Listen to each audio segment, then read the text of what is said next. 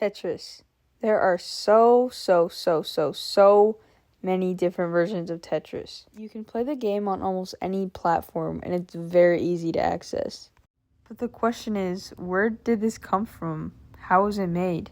Alexei Pajitnov. Backstory: he was about 17 years old when he decided to jump over a pile of snow.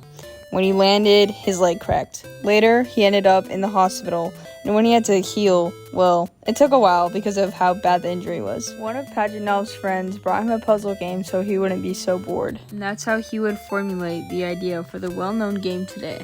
Later on, when Pajitnov was about 29, he created the first version of what we know as Tetris today. He didn't think much of it. While he was thinking of a way to test the Soviet Electronica 60 computer, he recalled one of his childhood games. It was just a video game that wasn't even supposed to leave where he worked for, which was at a computer center at the Soviet Academy of Sciences in Moscow. Like almost all companies, they were constantly being watched over by the Soviet Union, so anything created in the academy would be government property. But Pajitnov didn't think much of that. After all, people really only heard of Tetris or had a floppy disk copy of the game. When Tetris started to get popular within Russia, the government was not happy about it.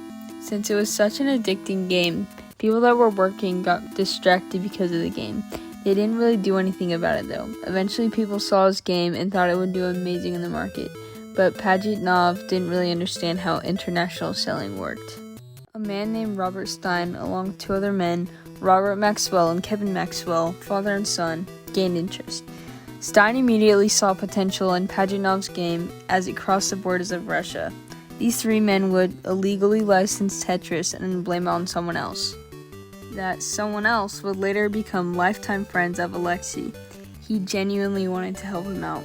The man's name was Hank Rogers. Like Stein and the Maxwells, Rogers was interested in the fate of Tetris. There's a whole legal process between Rogers, Stein, the Maxwells, and even the Russian government. Basically, the government was upset because in the USSR, with the strict laws, it was prohibited to sell things to foreigners or foreign countries, especially to the US. When this was all happening, the Soviet Union was collapsing, so the government really tried to get down on people while they could.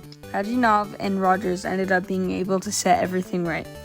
If you would like to see a more detailed version of what went down between Rogers, Stein, and the Maxwells, and of course the Russian government, you should watch the movie. It's actually really good. With the succession of Tetris, it has grown so much. Fun fact, 10 years after the game was made, Alexei Pajitnov finally got paid for it. Now Alexei and Hank have started the Tetris company together, and Hank's daughter is actually currently the CEO of the company. Tetris has definitely gone a long way.